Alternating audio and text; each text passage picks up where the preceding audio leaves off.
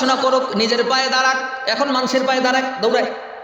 পড়াশোনা করে চাকরি যতদিন না হবে ততদিন বিয়ে করা যাবে না, এই চিন্তায় মা বাবা সন্তানের বিয়ে দিচ্ছে না।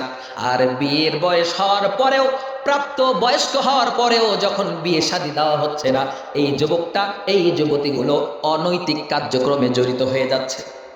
প্রেম ভালোবাসার নামে যত অশ্লীলতা, বেহায়াপনা, বেলাল্লাপনা, জেনা, ব্যভিচারের মধ্যে তারা লিপ্ত হয়ে যাচ্ছে। আমি বাবা, আমার খবর নাই, আমি আমার কাজে ব্যস্ত, মা ঘরের কাজে ব্যস্ত, আমার সন্তান স্কুলে গেছে, ঠিক কি পড়াশোনা করছে নাকি খারাপ কিছু করছে জানার কোনো সিস্টেম নাই, বোঝারও কোনো সিস্টেম নাই। সুতরাং ইসলাম যেটা বলে, এ সন্তানকে ভালো আমি বাসি ইসলামের জন্য, আল্লাহর জন্য। সুতরাং বয়স যখন তার বিবাহের হয়ে গেছে, তাকে উপযুক্ত করে জলদি করে তার বিবাহের বন্ধ ব্যবস্থা করা, আমি বাবার জন্য, আল্লাহকে রাজি খুশি করার জন্য। এটা হলো সন্তানকে ভালোবাসা, আল্লাহর জন্য এটা করতে। আর যদি আমরা তা না করি নিজের জন্য, তাহলে তখনই সমস্যা। যখনই ইসলামের বাহিরে কিছু, ওখানেই সমস্যা। যেখানেই কোরআন নাই সেখানেই সমস্যা।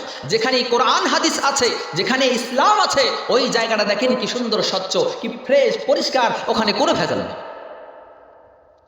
আজকে আপনি আফগানিস্তানের দিকে তাকান, মহিলারা পর্দা ছাড়া বাহিরে বের হতে পারবে না, কোনো যুবক কোনো যুবতীকে প্রিজিং করতে পারবে না, ছেলে মেয়ে একই স্কুলে, একই ক্লাসে, একই বেঞ্চে বসে অথবা পাশাপাশি বসে শিক্ষা গ্রহণ করতে পারবে না। ইসলাম এটা সাপোর্ট করে না।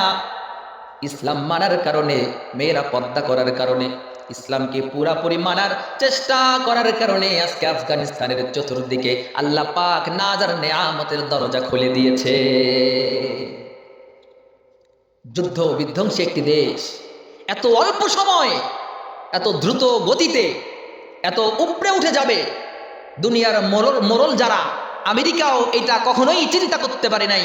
কিন্তু যখন তারা আস্তে আস্তে উপরে উঠেই যাচ্ছে, স্বয়ং আমেরিকাও এই আফগানিস্তানের ডালিমের জুস ক্রয় করছে। আমেরিকারও মাথা ঘুরে গেছে, কেমনে সম্ভব? হ্যাঁ, এটা এমনি সম্ভব। কোরআন তারা মেনে নিয়েছে, কোরআনকে তারা ভালোবেসেছে, কোরআনী জিন্দেগি যাপন করছে, কোরআনী রাষ্ট্র এবার প্রতিষ্ঠিত করেছে, যার কারণে আল্লাহর ওয়াদা অনুযায়ী আল্লাহ পাক জমিনের নিচে যত নাজ নেয়ামত দিয়েছে সবগুলো আল্লাহ পাক তাদের সামনে এবার উন্মুক্ত করে দিয়েছে। এবার তোমরা খাও আর আমি আল্লাহর ইবাদত করো। আর আমরা তো আল্লাহর খাই, ইবাদত করি শয়তানের। এই জন্য আমাদের কপালে সুখ নেই, শান্তি আমরা খুঁজে পাই না। আপনি পূর্ণাঙ্গ সুখ শান্তি খুঁজে পেতে চান, তা আপনি ইসলামকে মেনে নেন, মেনে নিয়ে দেখেন না। যেহেতু শুনি তো কই, সুখ তো পাই না। কিন্তু মানছেন কি কখনো? আপনি কখনো কি পূর্ণাঙ্গভাবে ইসলামের ভিতর প্রবেশ করে ইসলাম যেটা বলে ঠিক সেইভাবে আপনি চলেছেন? একটু চলে দেখেন না, সুখ শান্তি আসে কিনা। হ্যাঁ, বাংলাদেশেও সম্ভব।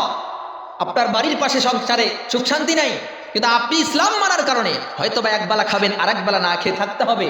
এর মধ্যে যে সুখ আর শান্তি আল্লাহ ঢেলে দেবে, যে বরকতের দরওয়াজা আল্লাহ খুলে দেবে, 5 তলা বিল্ডিং এর উপর শুয়ে ওই ব্যক্তি এই সুখ শান্তির দ্বারের কাছেও যাইতে পারে না। একটা বার মেনে দেখেন। ভালোবাসা হতে হবে আল্লাহর জন্য। আমার জীবন পরিচালনা হবে আল্লাহর কথা মতো, কারণ আমি তো আমার না, আমাকে আল্লাহ পাক দয়া করে, মায়া করে, প্রেম করে, মোহাব্বত করে দুনিয়ায় মানুষ রূপে পাঠাইছে। আল্লাহ যদি চাইতো আমার একটা গরু বানায় পাঠাইতে পারত। আমার কারো কোনো ক্ষমতা থাকতো না আল্লাহরে না করার, না আমি গরু হব না, আমার মানুষ বানাও, এ ক্ষমতা কারো থাকতো নাকি? না। আল্লাহ যদি চাইতো আমার বিড়াল বানাইতে, বিড়াল বানায় দুনিয়ায় পাঠাইতো, কুত্তা বানাইতে চাইলে কুত্তা বানায় দুনিয়ায় পাঠাইতো। কিন্তু আমরা আল্লাহর কাছে কোনো আবেদন করি নাই, কোনো আবদার করি নাই, আল্লাহর কাছে আমরা চাই নাই। না চাওয়ায় আল্লাহ ইচ্ছা করে ভালোবেসে আমারে মানুষ বানাইছে, আপনারে মানুষ বানাইছে। আর তার প্রতিদান মনে হয় আল্লাহর নাফরমানি। না না না, এর প্রতিদান যদি হয় নাফরমানি, তাহলে অবস্থা বড় ভয়ঙ্কর। প্রতিদান হতে হবে সর্ব অবস্থায়, অল টাইম, 24 ঘন্টা আল্লাহর ইচ্ছা অনুযায়ী জীবন পরিচালনা করা। হাঁস মুরগি গরু ছাগল যদি বানাইতো শেষ। আল্লাহ মানুষ বানাইছে। এই মানুষ যদি এই দুনিয়ার জিন্দেগিতে কোরআন হাদিস মেনে, আল্লাহকে মেনে জীবনটা কোনোভাবে পরিচালনা করতে পারে, মৃত্যু আসতে দেরি, আল্লাহর জান্নাতের নাজ নেয়ামত তার কাছে আসতে দেরি নাই। সুবহান।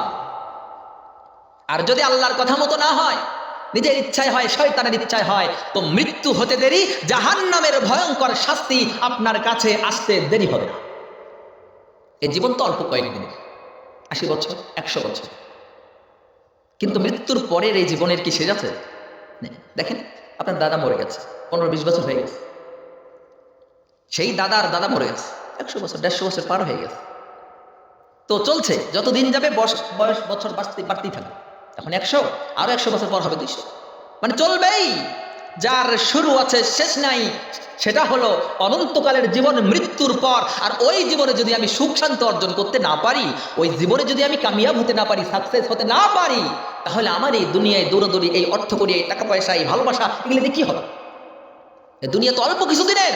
এই অল্প কিছুদিনের দুনিয়ায় ভোগ বিলাস করার জন্য লক্ষ কোটি টাকা আমি ইনকাম করলাম, সব তো ভোগ করতে পারি না। 80 বছর হলো আমি মরে গেলাম, খাইলাম 1 কোটি, 5 কোটি খাইলাম, আমার 95 কোটি দুনিয়ায় পড়ে থাকলো। আর এই 95 কোটি দুনিয়ায় পড়ে থেকে আমার কি লাভ? এটাকে যদি কবরে নিয়ে যেতে পারতাম তাহলে তো ভালো হতো। কিন্তু কবরে যাবে যেটা, সঙ্গে যাবে যেটা, উপকারে আসবে যে আমল, সেই আমলের প্রতি এবার আমাদের একটু গুরুত্ব দিতে হবে। সে আমলটা একটু বেশি বেশি এবারে করতে হবে।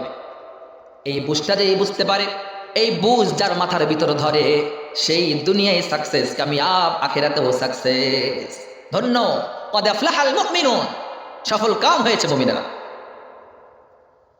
আল্লাযীনা হুম ফি সলাতিহিম খাশিউন, যারা তাদের নামাজে বিনয়ী হয়েছে, নামাজ ঠিকমতো পড়েছে, সময় মতো নামাজ পড়েছে, নামাজকে গুরুত্ব দিয়েছে, সালাতের প্রতি গুরুত্ববান হয়েছে, যত্নবান হয়েছে। অথচ আযান হচ্ছে, মুয়াজ্জিন ডাকছে হাইয়া আলাস সালাহ, হাইয়া আলাল ফালাহ, আসো নামাজের দিকে, আসো কল্যাণের দিকে। আমরা নামাজের দিকে নাই, আমরা কল্যাণের দিকে নাই, যাচ্ছি না। মুয়াজ্জিন ডাকছে কল্যাণের দিকে, ওই দিকে যাচ্ছি না। আমার কল্যাণ তো বাজারে, আমার ব্যবসায় আমার কল্যাণ, আমি দৌড়াচ্ছি সেখানে। অথচ কোরআন হাদিস থেকে যেটা জানা যায়, সফলতা কল্যাণ হলো নামাজে, আর তুমি যেটাকে সফলতা কল্যাণ মনে করছো, ওটা কল্যাণ নয়, ওটা অকল্যাণ। তাহলে ব্যবসা করব, এটাও হতে হবে আল্লাহর জন্য। বিয়ে শাদী করব, এটাও হতে হবে আল্লাহর জন্য। সন্তান জন্ম দেব, এটাও হবে আল্লাহর জন্য। আল্লাহর ঘর মসজিদ নির্মাণ করব, এটাও হতে হবে আল্লাহর জন্য। যা আছে সব আল্লাহর জন্য। ছোট্ট একটা ঘটনা, হযরত আলী রাদিয়াল্লাহু তাআলা আনহু কোন এক জায়গায় যাচ্ছিলেন, এমন সময় একজন কাফের আমার নবীকে নিয়ে একটা বাজে মন্তব্য করে উঠল। বর্তমান যেমন ভারতের বুকে আমার নবীকে নিয়ে বাজে মন্তব্য করেছে ওই পুরোহিত, আর এটাকে সাপোর্ট করেছে বিজেপির এক নেতা। এইরকম একটা বাজে মন্তব্য করেছে, তো আমরা তো ওই রকম টৈটম্বর ইমানওয়ালা না। আমরা একটা মিছিল করলাম, শেষ, বলে আমার দায়িত্ব হয়ে গেছে। কিন্তু ওই সময়ের সাহাবায়ে কেরামের সামনের রাসূলকে যদি কেউ অপমান করেছে, যতক্ষণ না তার গর্দান গলা থেকে আলাদা করে নিয়েছে, ততক্ষণ পর্যন্ত নবী প্রেমিক, রাসূল প্রেমিক ওই সাহাবারা ক্ষান্ত হয় না। হযরত আলী রাদিয়াল্লাহু তাআলা আনহু যখন তার কানের ভিতর রাসূলকে নিয়ে কটূক্তি করা হয়েছে, সঙ্গে সঙ্গে তার নাঙ্গা তলোয়ার বের করে কাফেরকে ধরে ফেলেছে, মাটিতে শোয়ে ফেলেছে। হযরত আলী রাদিয়াল্লাহু তাআলা আনহু কাফেরের বুকের উপর উঠে বসেছে, তলোয়ার দিয়ে এবার তার গর্দানটা আলাদা করে দেবে। ঠিক এমন সময়ে ওই কাফের আলী রাদিয়াল্লাহু তাআলা আনহুর চেহারা বরাবর দিক করে মুখ থেকে থুতু নিক্ষেপ করে দিয়েছে। কাফেরের থুতু আলী রাদিয়াল্লাহু তাআলা আনহুর মুখে। আলী রাদিয়াল্লাহু তাআলা আনহু হাত দিয়ে থুতুটা মুছে ফেলে, তলোয়ারটা তুলে ফেলে আস্তে করে তার বুক থেকে উঠে দাঁড়িয়ে গেল। কাফের কি আর কিচ্ছুই বলে না, চলে যাচ্ছে। আরেকজন ডাক দিয়ে বলে, ভাই, ওরে তো তুমি শেষই করে দিয়েছ, শুধু চালাইলেই শেষ। সেই জায়গা থেকে তুমি উঠে গেলে, কিচ্ছু বলছো না, আবার চলে যাচ্ছ, ব্যাপার কি, কারণটা কি জানতে চাই। আল্লাহর নবীর সাহাবী, আশিকে রাসূল, রাসূলকে ভালোবাসে শুধুমাত্র আল্লাহর জন্য। আলী রাদিয়াল্লাহু তাআলা আনহু বলছে, ও ভাই, আমি চাইলেই তারে খতম করতাম, আর খতম করার জন্যই আমি তার বুকের উপর উঠে বসেছি। কিন্তু যখন সে তার মুখের থুতু আমার মুখের ভিতরে নিক্ষেপ করেছে, তখনই আমার ব্যক্তিগত আক্রোশ, রাগ তার উপর চেপে বসেছে যে আমার মুখে থুতু, এখন যদি আমি তারে হত্যা করি, কতল করি, ওই কিয়ামতের ময়দানে আল্লাহ রাব্বুল আলামিন আমারে যদি প্রশ্ন করে, আলী, ওই কাফেরকে তুমি কতল করেছো তোমার ব্যক্তিগত কারণে, ইসলামের জন্য নয়, আমার বন্ধুর জন্য নয়, সুতরাং আলী, আজ এক কদম সামনে তুমি আগাইতে পারবা না। কি হবে আমার? সেই ভয়ে আমি দাঁড়িয়ে গিয়েছি, ওকে আর আমি মারলাম। এই ঘটনা দেখার পর কাফের দাঁড়িয়ে গেল। আলী রাদিয়াল্লাহু তাআলা আনহুকে ডাকতে বলছে, ও ভাই আলী, যেই ধর্ম পুরাপুরি ভাবে তাদের রবের বিশ্বাস, ভয় এভাবে অন্তরে লালন করে, আর প্রেম মহাব্বত ভালোবাসা যা হয় সব শুধুমাত্র আল্লাহর জন্য। এমন সুন্দর ধর্ম রেখে আমি আর কাফের থাকতে চাই না। আমারে পড়ায় দাও কালিমা লা ইলাহা ইল্লাল্লাহু মুহাম্মাদুর রাসূলুল্লাহ সাল্লাল্লাহু আলাইহি ওয়াসাল্লাম। আল্লাহর জন্য ভালোবাসা যা হবে ইসলামের জন্য। তো আমার আচার আচরণ, আমার কাজকর্ম দেখে বিধর্মীরা ঝাঁকে ঝাঁকে দলে দলে ইসলাম গ্রহণ করতে বাধ্য হবে, ঠিক কিনা? আমাদের আচরণ এমন হয়েছে, ভাই বিপদে পড়েছে, কিছু হাওলাত দাও 5,000 আসে না। পরক্ষণে একজন হিন্দু এসেছে, বিধর্মী এসেছে, খুব বিপদে পড়েছে, কিছু টাকা দাও, করে দিয়ে দিয়েছে। কেন? হিন্দুরা নাকি কথা ঠিক রাখে, হিন্দু মানুষ ঠিক, এটা দেওয়া যায়, মুসলমানরা দেওয়া যাবে না। কেন? মুসলমানের কথা ঠিক নেই। তো মুসলমানকেই বিশ্বাস করতে পারে না, মুসলমানের উপরেই আস্থা রাখতে পারে না, তাহলে কিভাবে বিধর্মীরা এবার দলে দলে ইসলাম গ্রহণ করবে? এরপরেও যারা হচ্ছে তাদের তো আমার মনে হয় আল্লাহ পাক তাদের উপর সরাসরি হেদায়েত নসিব করেছে। আমাদের আচরণে মানুষ আমাদের ধর্মে আসবে, আমাদের আচরণ এটা প্রমাণ করে না। আমাদের পরিবর্তন হতে হবে। সাহাবা ইকরামের আচরণে বিধর্মীরা ঝাঁকে ঝাঁকে